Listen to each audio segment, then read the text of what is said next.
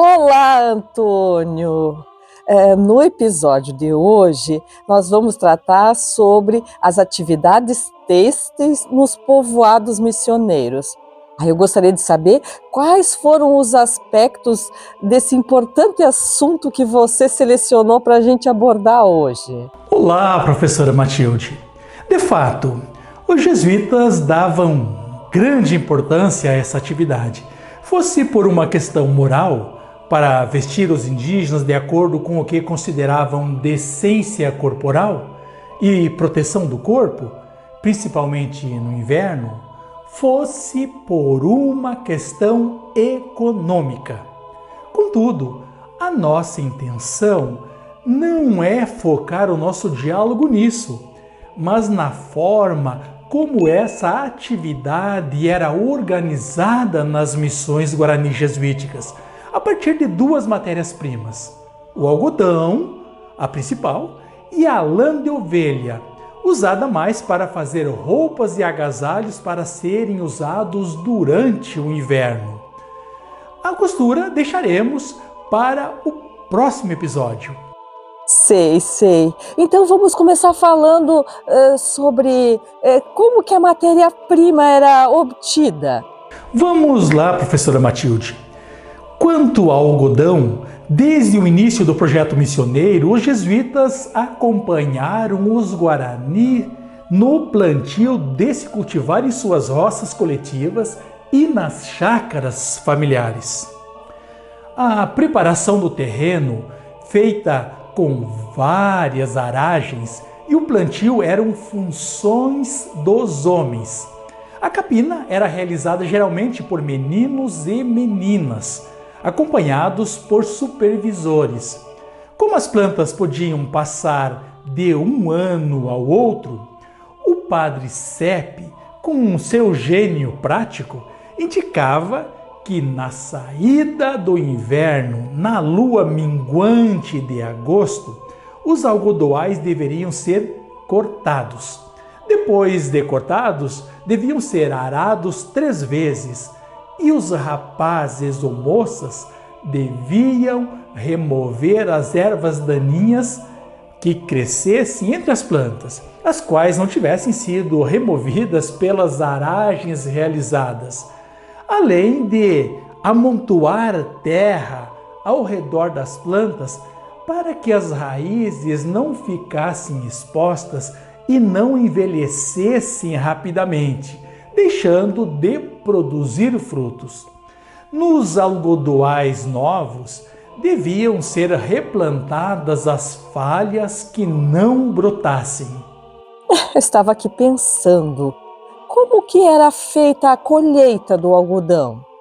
Matilde, a colheita do algodão era feita aos poucos, ao longo de 3 meses, pois o algodão amadurecia gradualmente.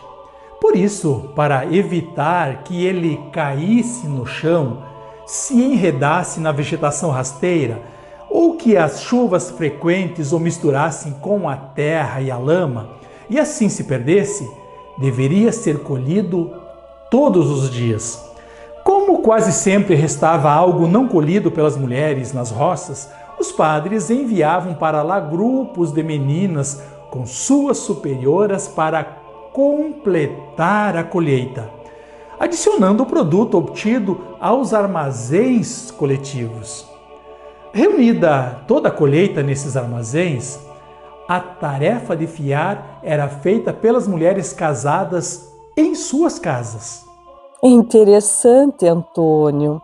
Sabe, antes de falarmos dos próximos passos, né, a fiação, a tecelagem, você poderia falar para nós sobre o processo de obtenção da lã? Profitilde, a tosquia dos ovinos era feita em novembro. Primeiro dos carneiros, depois das ovelhas com mais de 1 ano. Para aproveitar os pedaços de lã chamados curê, que caíam e não se uniam ao velo, a boa lã, 4 meninos ajudavam os tosqueadores, recolhendo-os em sacos separados. A cada 13 sacos de velo, obtinham-se assim pelo menos um saco de curê. Como nas ovelhas e carneiros velhos, quase toda a lã se transformava em curê, os meninos eram indispensáveis para que o material não se perdesse. 2 indígenas de confiança do padre supervisionavam a tosquia, o maiordomo, que contava e anotava os velos colocados em cada saco, e o secretário, que acompanhava as carretas que levavam a lã para a casa dos padres, levando também o registro escrito dos velos. Outro maiordomo no povoado contava e anotava os velos novamente ao retirá-los dos sacos, para que o padre conferisse se a quantidade recebida na tosquia correspondia à entrega feita em sua casa. Depois, a lã era pesada e as arrobas de cada saco registradas. Poxa, que trabalheira, não é, Antônio? Sabe, a minha avó sempre me falava sobre esse processo da lã. Então, agora a gente podia falar sobre a fiação?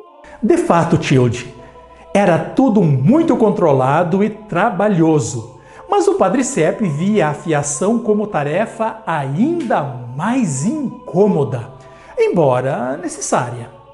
Para transformar o algodão ou a lã em fios, as mulheres recebiam 1 libra do produto, 10,460 kg, por semana. Elas recebiam metade no sábado e entregavam o novelo na quarta-feira, quando recebiam a outra metade para ser fiada até o próximo sábado. Geralmente, os fios produzidos eram de média espessura. Os fios grossos resultariam em tecidos pouco uniformes e com menor durabilidade.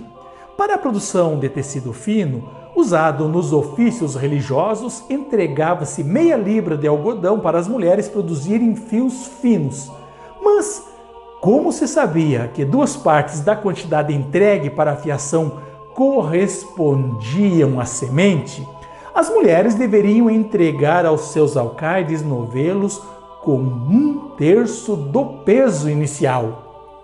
Os alcaides punham uma etiqueta em cada novelo com o nome da fiandeira para controlar a qualidade do fio ou se ela podia ter inserido algum objeto no seu interior para aumentar o peso. E em caso positivo, ela era castigada. Sei, mas quem era responsável por tecer nos povoados missioneiros? E como essa atividade acontecia? Professora Matilde, a tecelagem era atividade masculina. Cada povoado possuía seus teares.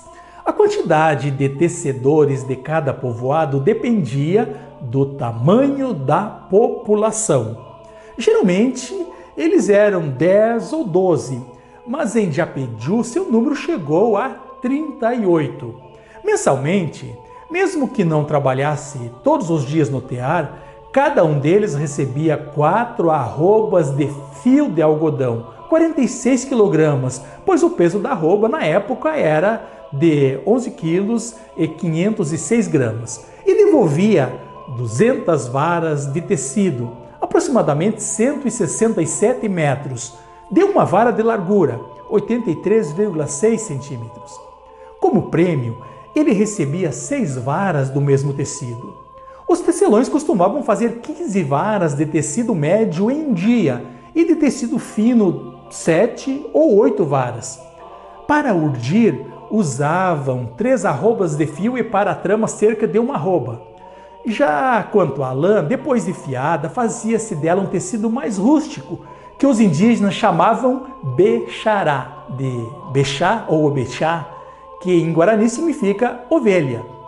Quando a lã era tingida, obtinham-se ponchos listrados ou floridos.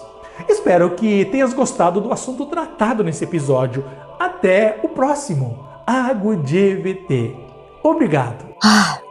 Interessante. Adorei saber sobre esse processo de tecelagem. Me trouxe momentos assim interessantes, momentos de memória. afetivos.